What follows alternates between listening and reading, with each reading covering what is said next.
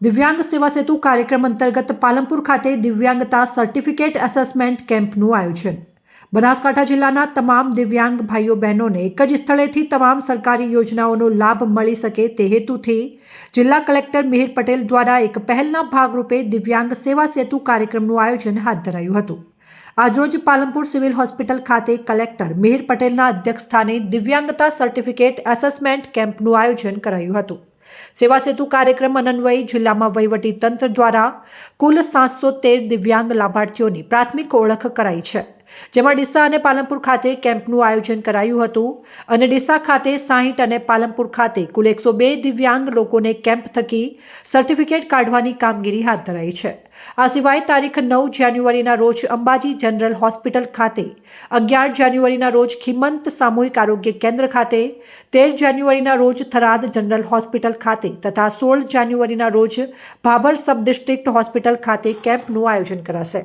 અહીં નોંધનીય છે કે દિવ્યાંગ વ્યક્તિઓને એસટી બસમાં મફત મુસાફરી યોજના, બૌદ્ધિક અસમર્થતા ધરાવતી મનોદિવ્યાંગ યોજના હેઠળ માસિક ₹1000ની સહાય, સંત સુરદાસ યોજના હેઠળ માસિક ₹1000ની સહાય, દિવ્યાંગ લગ્ન સહાય યોજના હેઠળ દિવ્યાંગથી દિવ્યાંગ વ્યક્તિ લગ્ન કરે ત્યારે 1 લાખની સહાય સહિત અનેક લાભ આપવામાં આવે છે।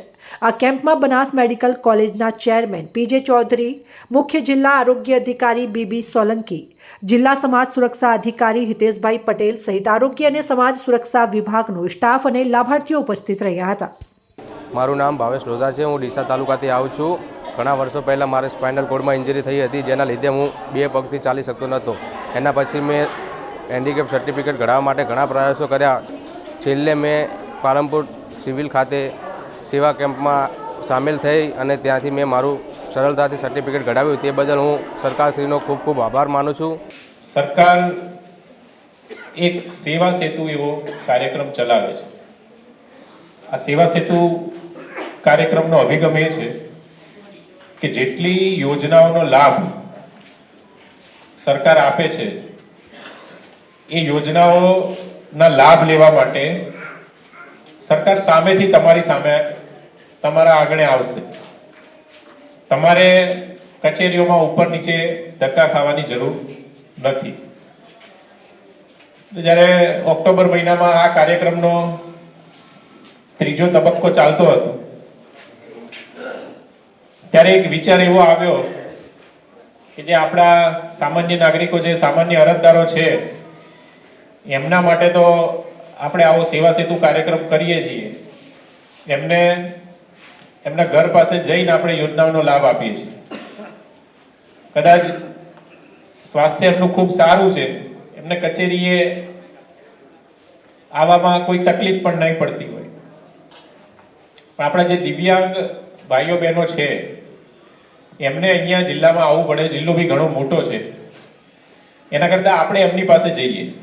એટલે અમે એક નવો વિચાર મૂક્યો કે દિવ્યાંગ સેવા સેતુ કાર્યક્રમ કરવો છે। ખાલી દિવ્યાંગોને લગતી જેટલી યોજનાઓ હોય એ તમામનો લાભ આપવો છે।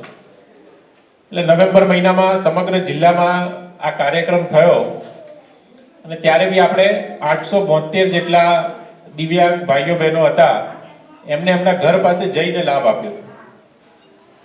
એટલે મેં એક પ્રશ્ન એમને પૂછ્યો, મેં કીધું કે આટલો મોટો જિલ્લો છે અને ખાલી તમે 872 જણાને જ લાભ આપીને આવ્યા?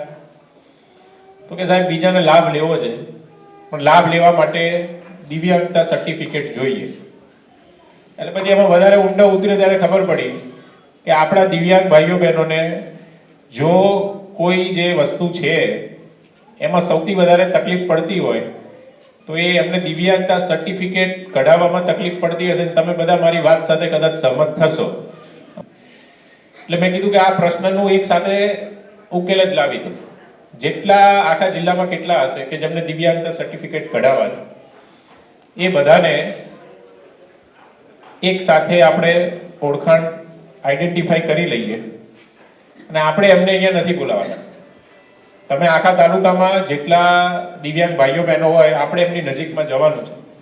એટલે આજે જે આ કાર્યક્રમ થયો, હું ગઈકાલે દિશામાં હતો અને બીજા 4 કાર્યક્રમ થવાના છે। આખા જિલ્લામાં 6 કાર્યક્રમનું આયોજન કર્યું છે અને એક સાથે જેટલા આપણા દિવ્યાંગ ભાઈઓ બહેનો છે કે જેને સર્ટિફિકેટ કઢાવવાના બાકી છે એ સર્ટિફિકેટ નીકળી જાય એવા ઉમદા વિચાર સાથે આ કાર્યક્રમનું આપણે ખાસ દિવ્યાંગ સેતુ કાર્યક્રમનું આયોજન કર્યું છે.